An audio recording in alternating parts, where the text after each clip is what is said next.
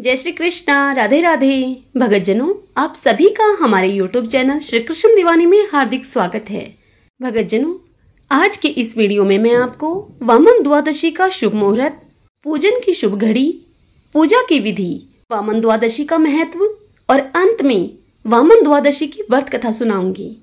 Video में अंत तक बने रहिएगा और यदि आपके लिए यह वीडियो उपयोगी रहे तो इस वीडियो को लाइक कीजिएगा और कमेंट बॉक्स में वामन द्वादशी की जय लिखिएगा या फिर विष्णु भगवान की जय लिखिएगा। आइए देर ना करते हुए वीडियो को शुरू करते हैं। हमारे हिंदू पंचांग के अनुसार भाद्रपद माह की शुक्ल पक्ष की द्वादशी तिथि को वामन जयंती मनाई जाती है। वहीं इस साल वामन जयंती 7 सितंबर 2022 को मनाई जाने वाली है। इस दिन भगवान विष्णु के वामन अवतार की पूजा की जाती है। भागवत पुराण के अनुसार इस दिन त्रेता युग में श्रवण नक्षत्र में भगवान विष्णु ने 5वें अवतार के रूप में जन्म लिया था। भगवान विष्णु ने 4 अवतार, मत्स्य अवतार, कूर्म अवतार, वराह अवतार और नरसिंह अवतार पशु के रूप में लिए थे। उसके बाद उन्होंने पहला अवतार मनुष्य के रूप में धारण किया था। श्री हरि के वामन अवतार की पूजा विधि और शुभ मुहूर्त कौन सा है, आइए जानते हैं। भाद्रपद माह की शुक्ल पक्ष की द्वादशी तिथि 7 सितंबर 2022 बुधवार को सुबह 3:04 से प्रारंभ हो जाएगी। वहीं द्वादशी तिथि का समापन होगा 8 सितंबर 2022 को गुरुवार के दिन सुबह 12:04 पर। यह तिथि समाप्त हो जाएगी।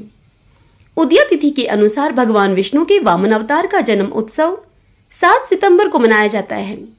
इस दिन श्रवण नक्षत्र का विशेष महत्व रहता है। इसी नक्षत्र में वामन अवतार ने जन्म लिया था। भगतजनों, इस श्रवण नक्षत्र का आरंभ होगा 7 सितंबर 2022 को शाम 4 बजे से यह श्रवण नक्षत्र प्रारंभ हो जाएगा। वामन जयंती पर व्रत रखने का विधान होता है। माना जाता है कि इस दिन व्रत रखकर भगवान विष्णु के वामन अवतार की पूजा करने से समस्त पाप नष्ट हो जाते हैं। इस दिन स्नान आदि से निवृत्त होकर स्वच्छ वस्त्र धारण करें। तत्पश्चात भगवान विष्णु के वामन अवतार की तस्वीर या मूर्ति चौके पर स्थापित करें। अगर वामन अवतार की फोटो न हो आपके पास तो आप श्री हरि की तस्वीर का भी पूजन कर सकते हैं। षोडशो उपचार से भगवान वामन का पूजन करें। उन्हें रोली, मोली, पीले पुष्प, नैवेद्य आदि अर्पित करें। वामन अवतार की कथा का श्रवण करें। इस दिन कथा सुनने के बाद वामन भगवान की आरती करें और फिर प्रसाद बांट दें। साथ ही गरीबों और जरूरतमंदों को भी भोजन कराएं। दान भी इस दिन आवश्यक रूप से करना चाहिए। इस दिन श्रवण नक्षत्र में पूजा करना काफी फलदायक माना जाता है। यह तो मैंने आपको वामन द्वादशी की साधारण पूजा विधि बताई है, जिसे सभी जन सुविधा के अनुसार कर सकते हैं। अब आपको शास्त्रों में निहित जो पूजा विधि बताई गई है वह बताती हूँ। इस दिन स्वर्ण या यज्ञोपवीत से वामन भगवान की प्रतिमा को स्थापित करके स्वर्ण पात्र में अर्घ्य दान करें तथा फल फूल चढ़ाएं और इस दिन उपवास करें। पूजन करते समय इस मंत्र को बोलें। देवेश्वराय देवस्य देव संभूतिकारिणी प्रभाते सर्वदेवानां वामनाय नमो नमः। इस मंत्र को आप भगवान वामन की पूजा करते समय बोलें। अब आपको अर्घ्य का मंत्र बताती हूँ। अर्घ्य देते समय आप इस मंत्र को बोलें। नमस्ते पद्मनाभाय नमस्ते जलशायिने तुभ्यं अर्घ्यं पृच्छामि वालयामन अर्पिणे नमः शारंग धनुर्पाणि पादये वामनाय च यज्ञ भुव फलदात्रे च वामनाय नमो नमः। अर्घ्य का मंत्र है ये है। अर्घ्य देते समय इस मंत्र का प्रयोग करें। अब आपको पूजा का विधान बताती हूँ। एक दूसरा पूजा विधान भी शास्त्रों में दिया गया है। अब आपको वह विधान बताती हूँ। भगवान वामन की स्वर्ण मूर्ति के समक्ष 52 पेड़े तथा 52 दक्षिणा रखकर उनका पूजन करते हैं। भगवान वामन को भोग लगाकर सकोरों में दही, चावल, चीनी, शरबत तथा दक्षिणा ब्राह्मण को दान करके इस व्रत का पारण करते हैं। इसी दिन उद्यापन अर्थात व्रत समाप्ति का उत्सव भी करें। उद्यापन में ब्राह्मणों को एक माला, एक गौमुखी कमंडल, लाठी, आसन, गीता, फल, छाता, खड़ाऊ तथा दक्षिणा देते हैं। इस व्रत को करने से स्वर्ग की प्राप्ति होती है। आइए अब हम वामन द्वादशी की व्रत कथा सुनते हैं। आपके समक्ष यह कथा पद्म पुराण से सुनाई जा रही है। सब बोलिए वामन भगवान की जय, विष्णु अवतार की जय। पुराने समय की बात है। भीष्मसेन जी ने पुलस्त्य ऋषि से पूछा, हे द्विजश्रेष्ठ, मैं आपसे भगवान श्री विष्णु का चरित्र सुनना चाहता हूँ। सर्वसमर्थ एवं सर्वव्यापक श्री विष्णु ने यज्ञ पर्वत पर जाकर वहां चरण रखकर किस दानव का दमन किया था? हे महामुने, ये सारी बातें आप मुझे बताइए। तब पुलस्त्य जी बोले कि हे वत्स, तुमने बड़ी उत्तम बात पूछी है। एकाग्रचित्त होकर तुम सुनो। प्राचीन सतयुग की बात है। बलिष्ठ दानवों ने समूचे स्वर्ग पर अधिकार जमा लिया था।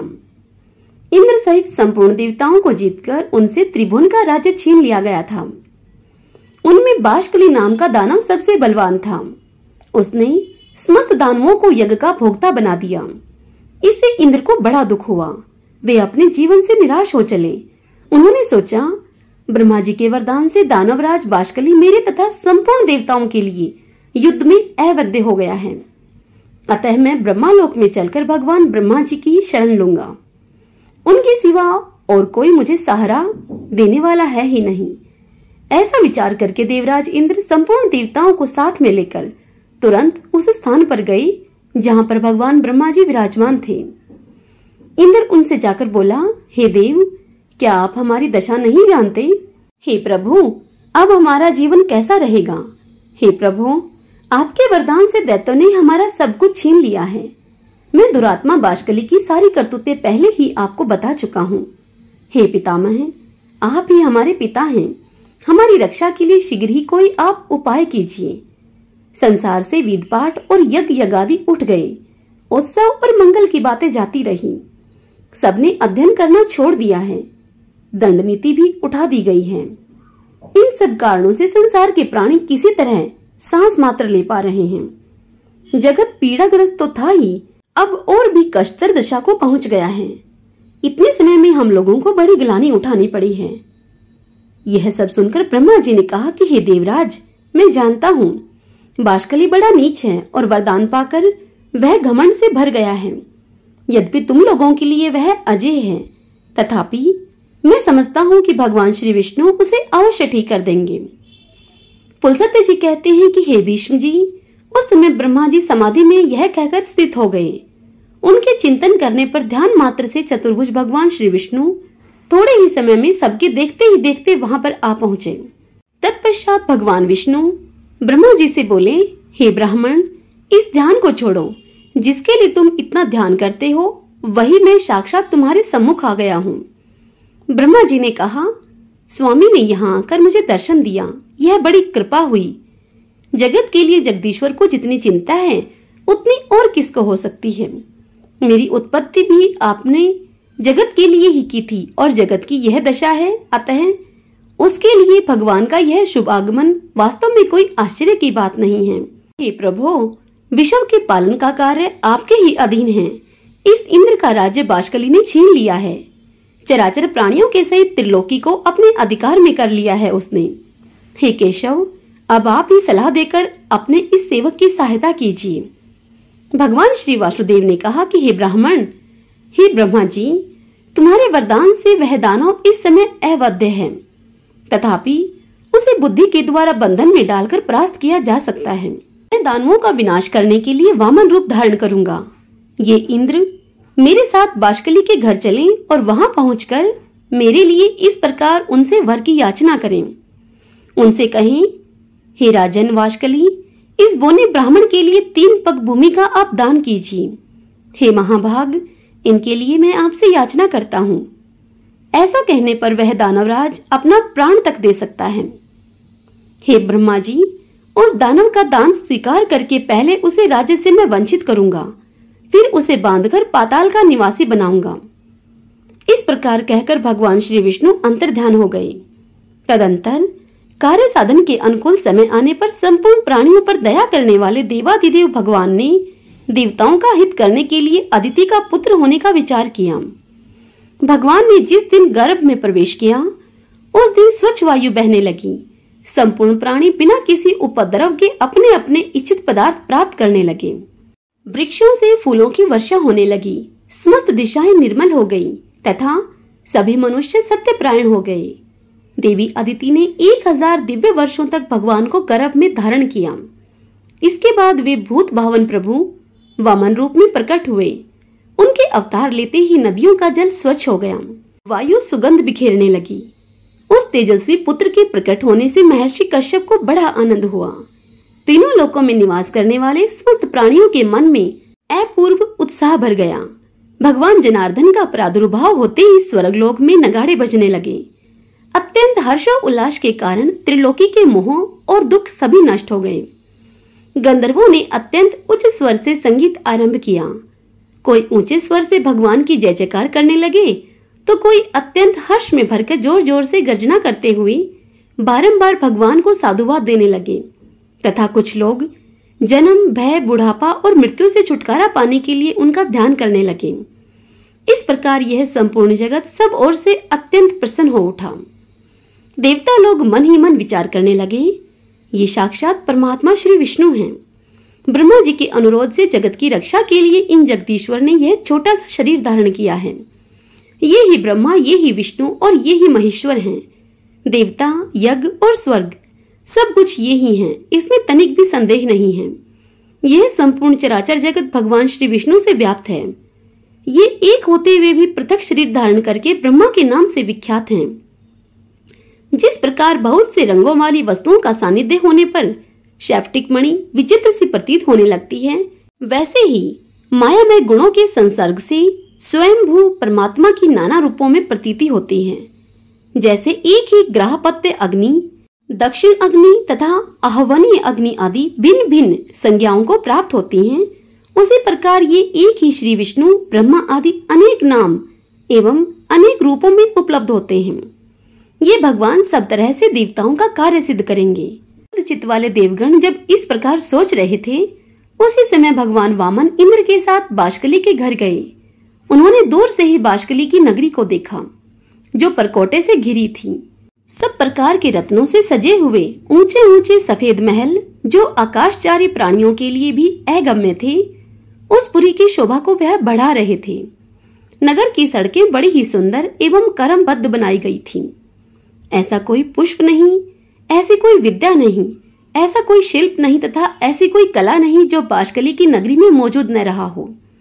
वहीं रहकर दानवराज बाष्कली चराचर प्राणियों के सहित समस्त त्रिलोकी का पालन करता था। वह धर्म का ज्ञाता, कृतज्ञ, सत्यवादी और जितेंद्रिय था। सभी प्राणी उससे सुगमता पूर्वक मिल सकते थे। न्याय अन्याय का निर्णय करने में उसकी बुद्धि बड़ी ही कुशल थी।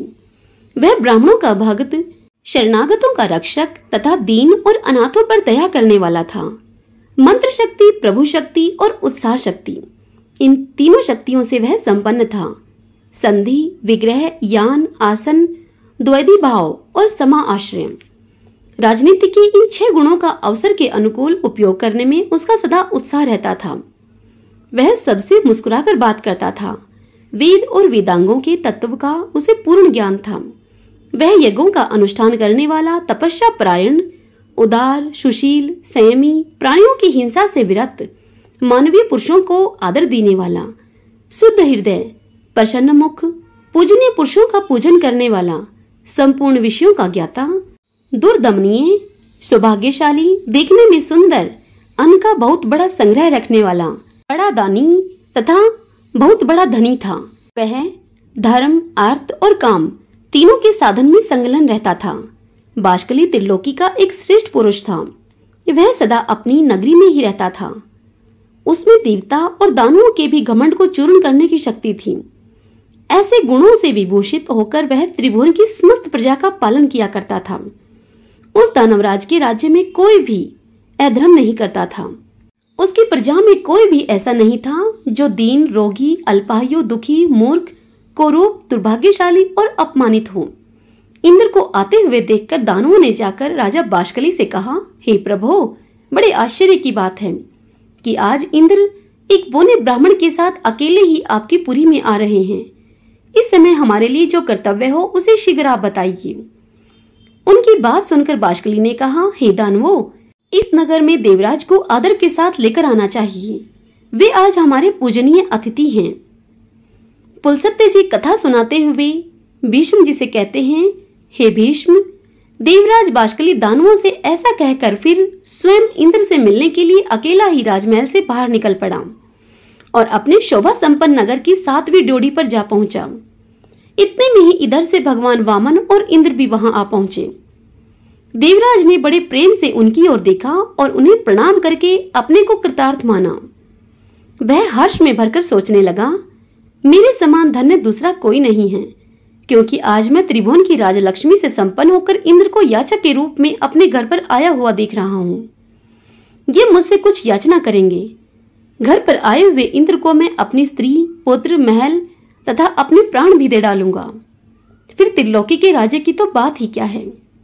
यह सब सोचकर बाष्कली इंद्र के सामने आकर इंद्र को अंक में भरकर बड़े आदर के साथ उसे गले से लगाया और अपने राजभवन के भीतर ले जाकर अर्घ्य और आचमनीय आदि उन दोनों का यत्न पूर्वक पूजन किया।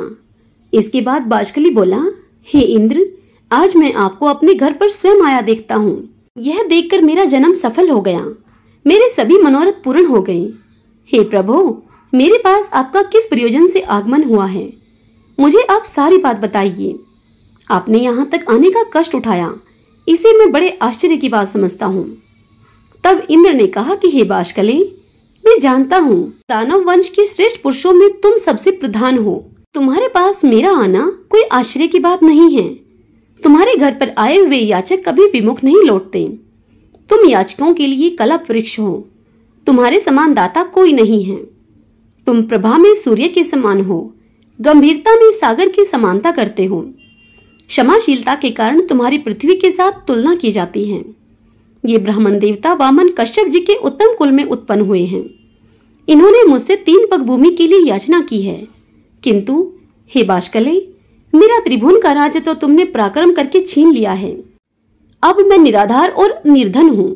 इन्हें देने के लिए मेरे पास कोई भूमि नहीं है, इसलिए मैं तुमसे याचना करता हूँ। याचक मैं नहीं, ये है। हे दानवेंद्र, यदि तुम्हें अभिष्ट हो तो इन वामन जी को तुम 3 पग भूमि दान में दे दो। तब बाष्कली ने कहा, हे देवेंद्र, आप भले पधारे, आपका कल्याण हो। जरा अपनी ओर तो देखिए, आप ही सबके परम आश्रय हैं। पितामह ब्रह्मा जी त्रिभुवन की रक्षा का भार आपके ऊपर डालकर सुख से बैठे हैं और ध्यान धारणा से युक्त होकर परम पद का चिंतन करते हैं। भगवान श्री विष्णु भी अनेकों संग्रामों से थककर जगत की चिंता छोड़कर आपके ही भरोसे क्षीर सागर का आश्रय लेकर सुख की नींद सो रहे हैं। उमानाथ भगवान शंकर भी आपको इस सारा भार सौंपकर कैलाश पर्वत पर विहार करते हैं। मुझसे भिन्न बहुत से दानवों को, जो बलवानों से भी बलवान थे, आपने अकेले ही मार गिराया।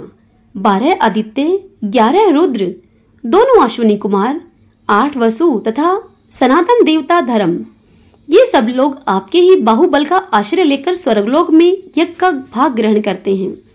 आपने उत्तम दक्षिणाओं से संपन्न 100 यज्ञों के द्वारा भगवान का यजन किया है। व्रत्र और नमुची आप ही के हाथ से मारे गए हैं। आपने ही पाक नामक दैत्य का दमन किया है। सर्वसमर्थ भगवान विष्णु ने आपकी ही आज्ञा से दैत्यराज हिरण्यकश्यप को अपनी जांघ पर बिठाकर मार डाला था। आप ऐरावत के मस्तक पर बैठकर वज्र हाथ में लिए जब संग्राम भूमि में आते हैं, उस समय आपको देखते ही सब दानव भाग जाते हैं। पूर्व काल में आपने बड़े बड़े बलिष्ठ दानवों पर विजय पाई है। हे देवराज, आप ऐसे प्रभावशाली हैं, आपके सामने मेरी क्या गिनती हो सकती है। आपने मेरा उद्धार करने की इच्छा से यहाँ पदार्पण किया है।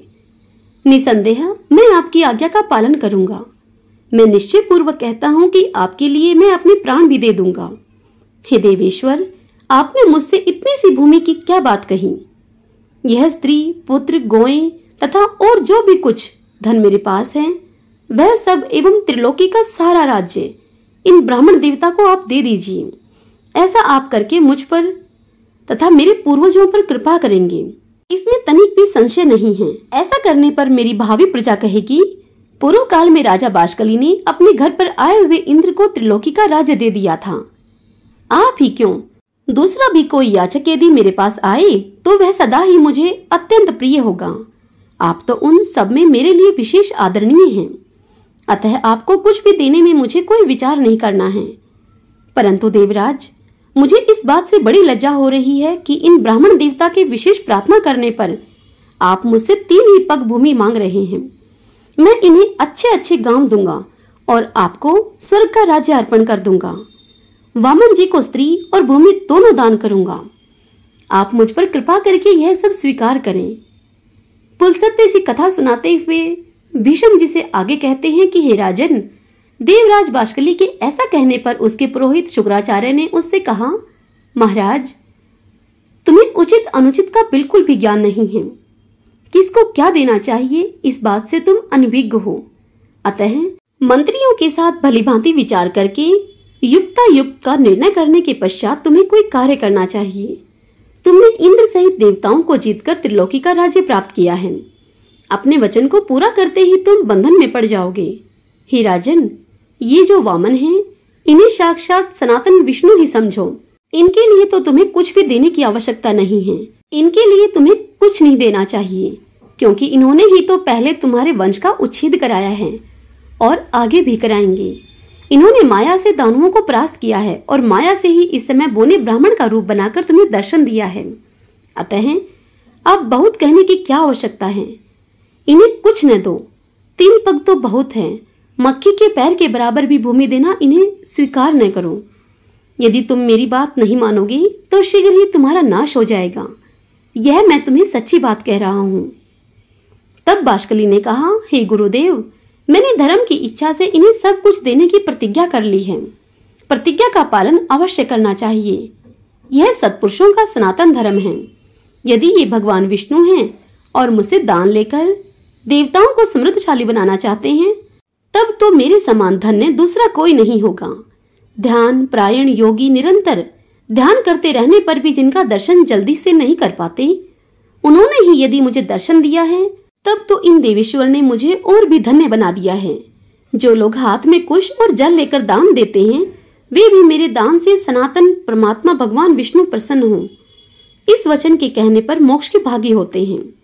इस कार्य को निश्चित रूप से करने के लिए मेरा जो दृढ़ संकल्प हुआ है, उसमें आपका उपदेश ही कारण है। बचपन में आपने एक बार उपदेश दिया था, जिसे मैंने अच्छी तरह से अपने हृदय में धारण कर लिया था।